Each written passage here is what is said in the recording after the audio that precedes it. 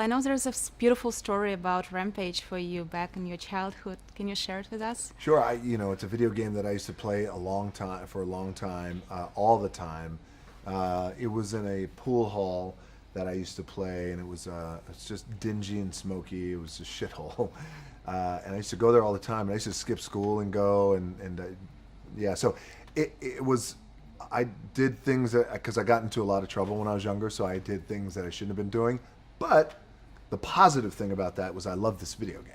Mm-hmm. And here we are years later. I make this movie based on the video game, and it's coming out, and it seems like people are going to like it. How many talkings do you think you spent on it? Oh, way too much. And I didn't have a lot of money at that time, too. Yeah.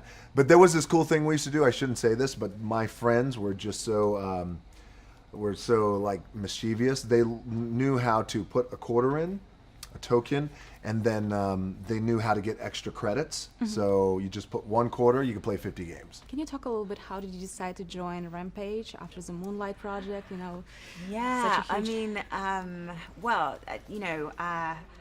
basically what happened after Moonlight was I got lots of offers, but they were all along the lines of Paula. And I have been doing this for 32 years, and I love my career, but what keeps me excited about this profession is doing things that are completely different all the time. I want to challenge myself in new directions, and I was really scared about being typecast, and so I wanted to do something that was a million miles away from Paula. And this movie came along, and I think it is a million miles away from Paula, and so I'm really excited to be part of it. And I also thought, here is a completely different genre. I know nothing about it, and it's going to challenge me in a completely new way, but also I'm going to be doing it with Dwayne Johnson, mm-hmm. who is like the master of this universe. If you're going to do a monster movie, you want it to be with Dwayne. I have to confess, I'm a huge fan of disaster movies, and I watch San Andreas every 3 months. Nice. To be honest, Yes. I'm a huge fan. I don't know why it attracts me so much, but I keep watching, and I don't know, it gives me a good mood, and I don't know why. It's really. I have the same illness. Maybe it's something wrong with my mind. No, to be honest. Dwayne thinks I should have therapy. I'm not sure why I like it either, but I feel very calm, and when I'm making destruction, when I'm filming destruction, I feel really good. I don't know why. I think there's a control freak aspect to me, and when everything's out of control, it's almost like, okay, it's like fight or flight. Like your instincts kick in, Normally, if I'm just filming two people talking, I'm stressing out. I'm like, oh my God, is this interesting enough? It's not calming to me. I feel like you. I'm like, destruction's good. I like it. It's entertaining. It's calming. I don't know why, but I have the same thing. What was the biggest but challenge for you when you work on a disaster movie for the first time? Getting over a sense of just looking stupid, really. You know what I mean? Because ultimately, all you've got to react to are these tennis balls numbered 1 to 7, and you've just got to pretend that it's all there, and it's so disconcerting. I just thought, my God, do I look like a complete and utter idiot?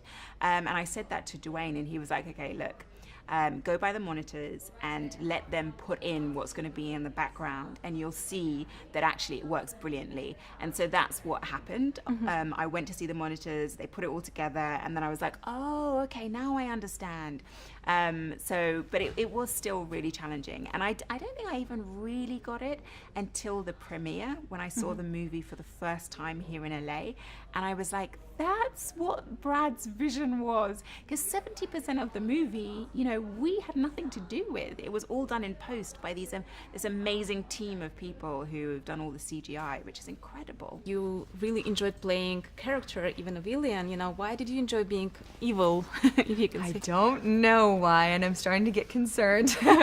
No, it's, it's so fun. There's sort of like it's a bit of a freeing feeling, being able to step into somebody who has absolutely no empathy, doesn't care about anything, is just sort of one step ahead of the game, says it like it is, doesn't have to sugarcoat anything, is not diplomatic at all.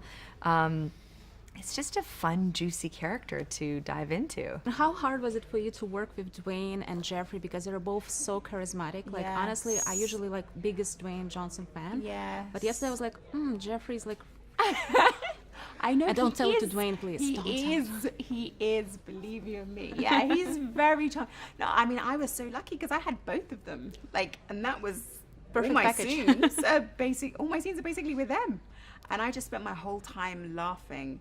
Unfortunately, they are both married, so there we go. But your character is saying that he likes animals more than humans, and I tend to agree with him sometimes.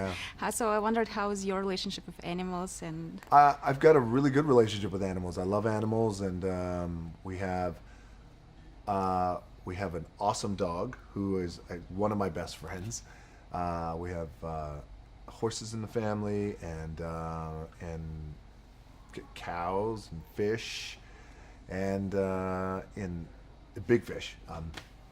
But Like a shark? So what's that? like a shark? No, we raise. I have a body of water up in Virginia where we raise like striped bass and largemouth bass, and there's some sunfish, and there's carp and all kinds of things like that. well, I never got to have an animal. I always wanted a dog, but my mum got me a rabbit instead for my birthday. And a rabbit is not like a dog. My rabbit used to bite through all the wires in our house. Like, we ended up with no telephone, and it was a bit of a disaster, to be quite honest with you.